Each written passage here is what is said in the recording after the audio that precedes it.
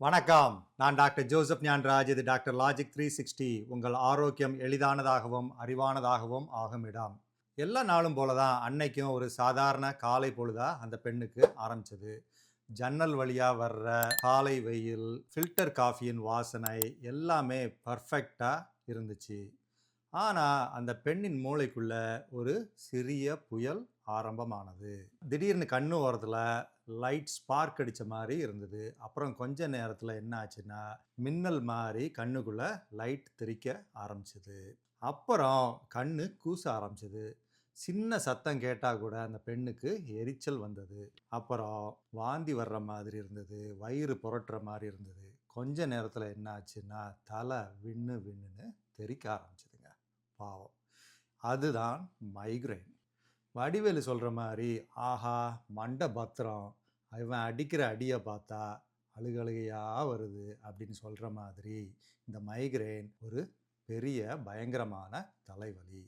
இவ்வளோ பெரிய பிரச்சனையா இருந்தாலும் பல பேர் ரிலாக்ஸ் பண்ணுப்பா, இது சும்மா சாதாரண தலைவலி தான் அப்படின்னு அசால்ட்டா சொல்லிட்டு போயிடுவாங்க. இன்னைக்கு வீடியோவில் மைக்ரைன்னா நிஜமா என்ன, சாதா தலைவலிக்கும் அதாவது டென்ஷன் ஹெடேக்குக்கும் இதுக்கும் என்ன வித்தியாசம், இதை எப்படி ஈஸியாக ஹேண்டில் பண்ணுறது, மாத்திரை இல்லாமலேயே வலியை குறைக்கிற புது கேட்ஜெட்ஸ் பற்றியெல்லாம் இன்னைக்கு பார்க்க போகிறோம். வாங்க வீடியோக்குள்ளே போகலாம். உலகத்தில் பார்த்தீங்கன்னா மொத்தத்தில் 100 கோடி பேருக்கு இந்த மைக்ரைன் இருக்குங்க. 50 வயதுக்கு உட்பட்டவர்களுக்கு அதிகமாக டிசபிலிட்டி வர்றதுக்கு மைக்ரைன் ஒரு முக்கிய காரணம். அப்புறம் பார்த்தீங்கன்னா 100 பேரில் 15 பேருக்கு இந்த மைக்ரைன் நோய் உண்டு. ஆண்களை விட பெண்களுக்கு 3 மடங்கு மைக்ரைன் வர்றதுக்கு வாய்ப்புகள் உண்டு. பல பேருக்கு இந்த மைக்ரைன் 35 வயதுக்கு முன்னாடி ஆரம்பிச்சிடும். சிலருக்கு டீனேஜராக இருக்கும்போதே இந்த மைக்ரைன் ஆரம்பிச்சிடும். இப்போ எல்லா தலைவலியும் மைக்ரைன் கிடையாதுங்க.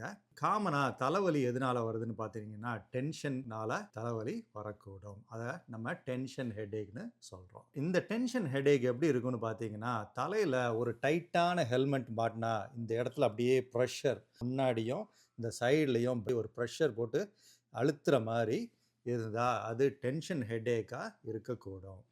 இந்த தலைவலியில் பொதுவாக வாந்தி வராது. இந்த டென்ஷன் ஹெடேக் சிலருக்கு 7 மணி நேரத்துலேருந்து 7 நாட்கள் வரைக்கும் இருக்கக்கூடும். ஆனால் மைக்ரைன் பற்றி பார்த்தீங்கன்னா இது சில நேரம் ஒத்தை சைடு, அதாவது ஒத்தை தலைவலின்னு சொல்லுவோம், ஒரு சைடு இருக்கக்கூடும். டென்ஷன் ஹெடேக் பார்த்தீங்கன்னா 2 சைடும் ப்ரெஷர் பேண்ட் மாதிரி இருக்கும்.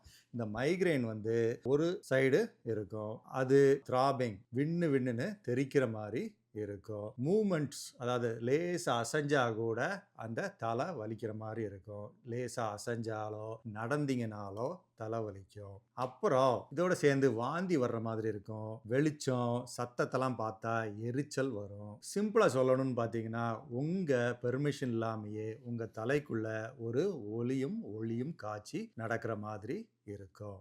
அப்போ அந்த மைக்ரைன் எதனால வருது, மூளைக்குள்ள என்னதான் நடக்குதுன்னு பார்ப்போம்.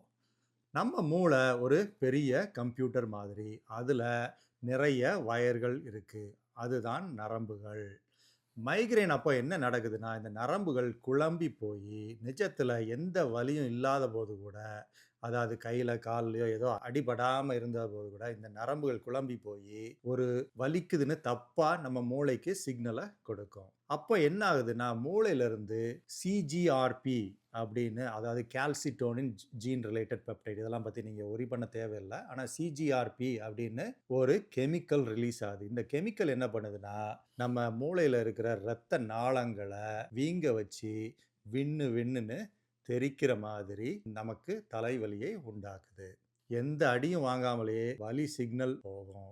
எதுக்குடா உள்ள உட்காந்துட்டு இப்படி பண்றீங்க பாவீங்களா அப்படின்னு சொல்ற மாதிரி தலை விண்ணு விண்ணு தெரிக்கும். இப்போ இந்த மைக்ரைன் வர்றவங்களில் பார்த்தீங்கன்னா 3 ஒருவருக்கு தலைவலி வர்றதுக்கு முன்னாடி ஒரு சினிமா ட்ரெய்லர் மாதிரி கண்ணுக்கு முன்னாடி ஃப்ளாஷிங் லைட்ஸ், அதாவது மின்னும் வெளிச்சம் தெரியும். இதுக்கு பேரு தான் ஆரா.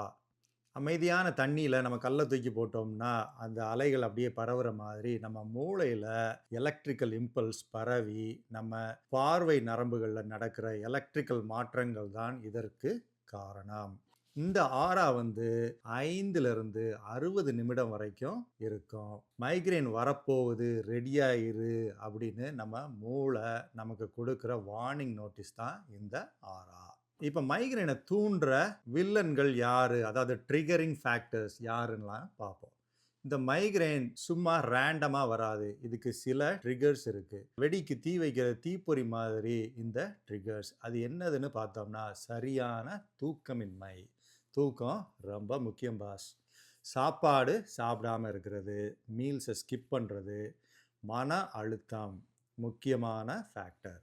அப்புறம் ரொம்ப காஃபி குடிக்கிறது, அப்புறம் பிரைட் லைட்ஸில் வேலை செய்கிறது, அப்புறம் லவுடான நாய்ஸி என்விரான்மெண்ட்டில் இருக்கிறது, அப்புறம் திடீர்னு தட்பவெப்ப நிலைகள் மாறுவதனால கூட மைக்ரேன் சிலருக்கு வரும்.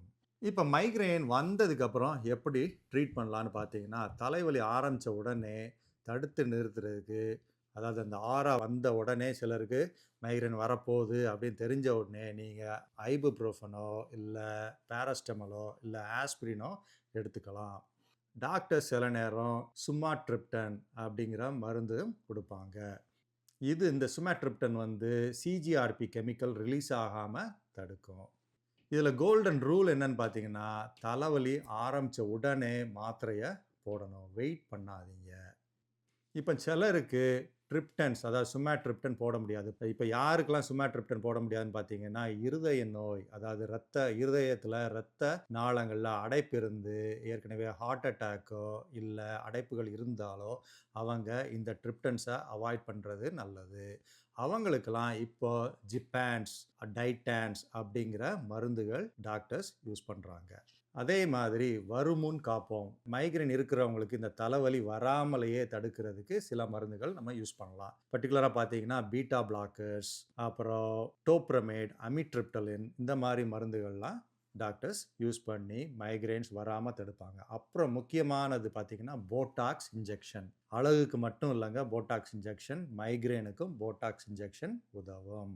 அப்புறம் இப்போ லேட்டஸ்ட்டாக பார்த்தீங்கன்னா நான் முன்னாடி சொன்ன கெமிக்கல் சிஜிஆர்பி கெமிக்கலுக்கு ஆன்டிபாடிஸ் வந்திருக்கு. அதையும் டாக்டர்ஸ் சில நேரம் மைக்ரேன் வராமல் தடுக்கிறதுக்கு யூஸ் பண்ணுவாங்க. அப்புறம் பார்த்தீங்கன்னா சில சப்ளிமெண்ட்ஸ் நம்ம யூஸ் பண்ணி மைக்ரேன் வராமல் தடுக்கலாம். அதில் முக்கியமான பார்த்தீங்கன்னா மெக்னீஷியம். இந்த மெக்னீஷியம் என்ன பண்ணணும்னா நரம்பு மண்டலத்தோட எலக்ட்ரிஷியன் மாதிரி இது கம்மி ஆனால் குழந்தைங்க லிஃப்டில் எல்லா பட்டனையும் தட்டி கன்ஃபியூஸ் ஆகிற மாதிரி நம்ம மூளை கன்ஃபியூஸ் ஆகிரும். இந்த மூளையில் இருக்க நரம்புகளை சீராக வேலை செய்ய வைக்கிறது இந்த மெக்னீஷியம்.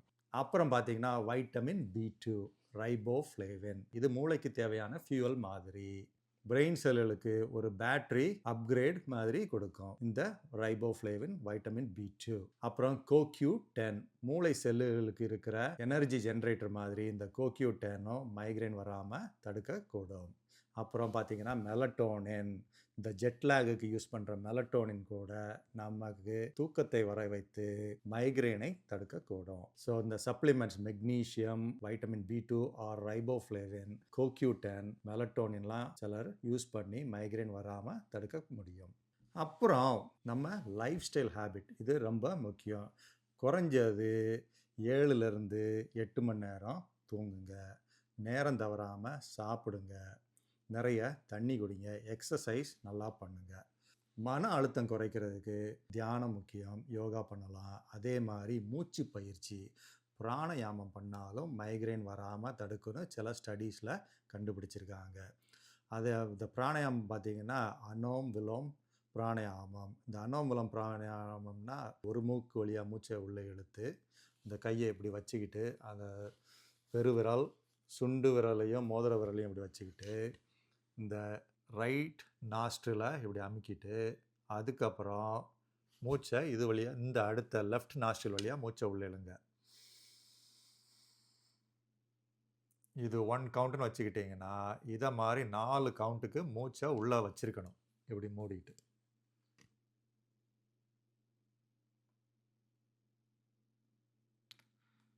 அப்புறம் மூச்சை மெதுவாக 2 கவுண்ட்டில் வெளியே விடணும். அதே மாதிரி இந்த பக்கம்.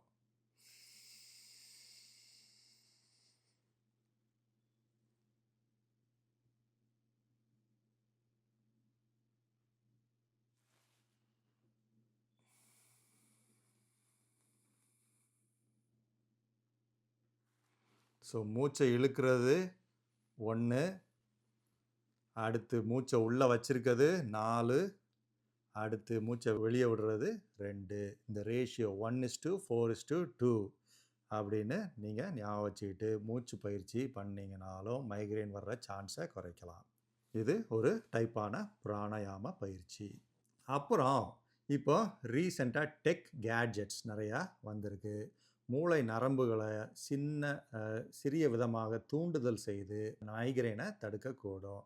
இந்த நியூரோ மாடுலேஷன் டிவைசஸ், அதாவது டிரான்ஸ்கிரேனியல் மேக்னெட்டிக் ஸ்டிமுலேஷன் அப்படின்னு ஒரு டிவைஸ், அப்புறம் external trigeminal nerve stimulation. Trigeminal நர்வ்னா அந்த நம்ம முகத்துக்கு வர்ற நர்வ் ஸ்டிமுலேட் பண்ணி அதுக்கு ஒரு டிவைஸ், அப்புறம் வேகஸ் நர்வ் ஸ்டிமுலேஷன், இதெல்லாம் உங்கள் நரம்புகளை ஸ்டிமுலேட் பண்ணி மைக்ரேன் வராமல் ரீபூட் பண்ணி தடுக்குது.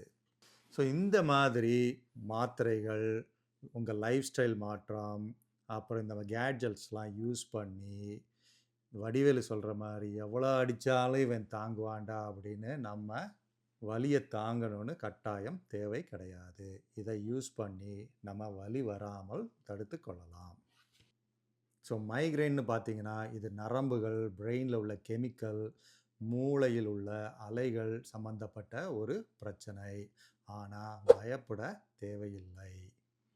இந்த வீடியோ உங்களுக்கு பிடிச்சிருந்துச்சுன்னா லைக் பண்ணுங்கள். உங்களுக்கு நெருங்கியவர்களோ, நண்பர்களோ, குடும்பத்தினரோ யாருக்காவது இந்த வீடியோ உதவுன்னு நினச்சிங்கன்னா தயவுசெய்து ஷேர் பண்ணுங்கள். என்னோடு இணைந்ததற்கு நன்றி. வணக்கம்.